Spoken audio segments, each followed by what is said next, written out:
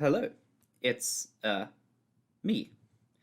This is a quick video on how to create a gradient UI element in Unity using Shadergraph. First things first, I want to make sure that I am using the universal render pipeline to make sure that I have access to Shadergraph.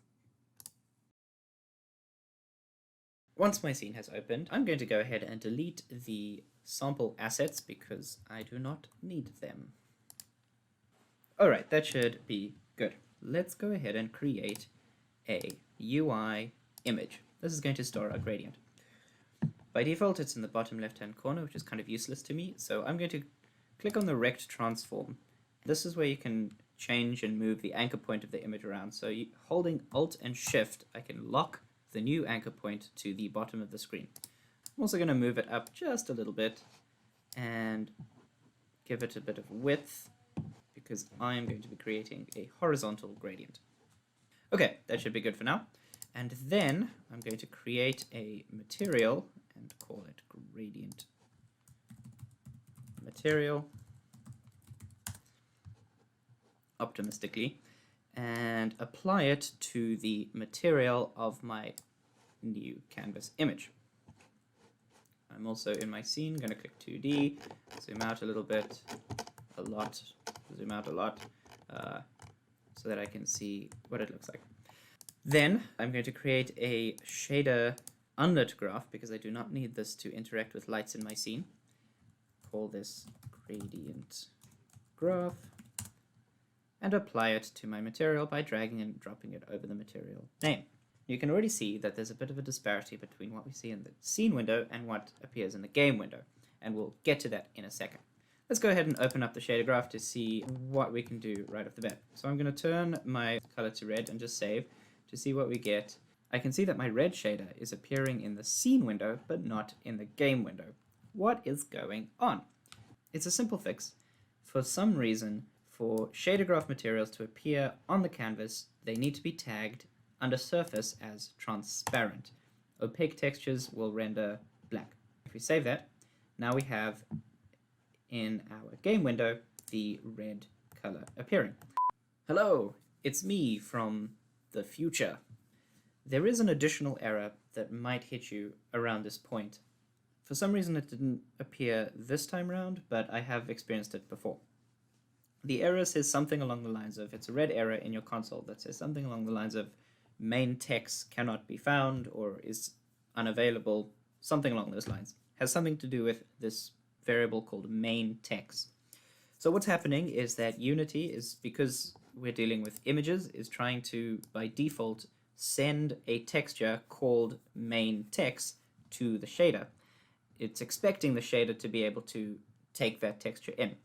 And if the shader doesn't have any way to take it in, Unity throws a wobbly and says, I don't know what's going on here. So what we need to do, even though we're not using any textures, we need to set up a property that can accept that texture and say, everything's cool. It's quite simple to do that. All you need to do is create a new node of type texture2D asset, and then convert that to a property, make sure it's exposed, and change the reference to whatever name is appearing in your error. And if I recall correctly, it's something like underscore main text, but you'll have to double check that if you get the specific error.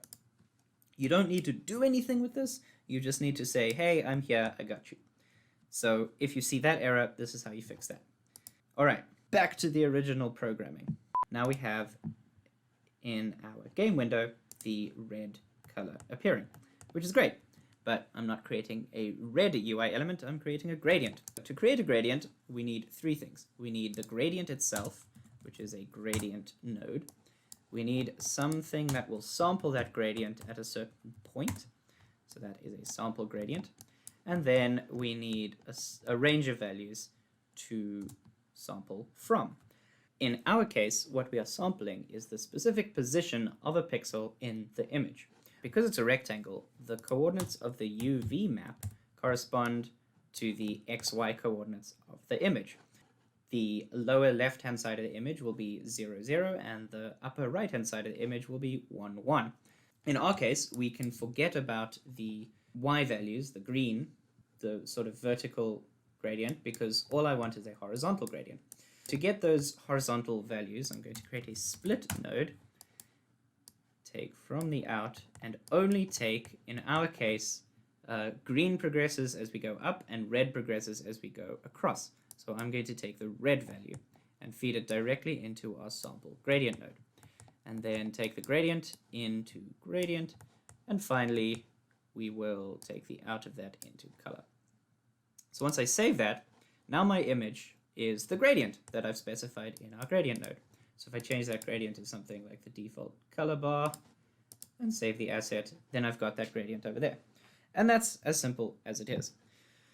The limitation here, unfortunately, is that we cannot expose a gradient to a property. If we do, the exposed value is grayed out, and if we save the asset, even in the material, there is no option to change that gradient.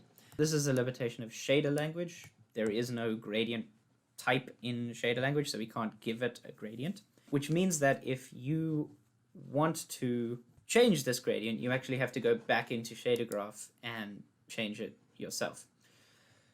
That's just one limitation that you have to deal with this way. You can't really expose it to the inspector and change the gradient from there.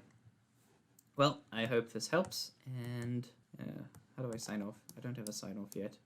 So, bye, I guess.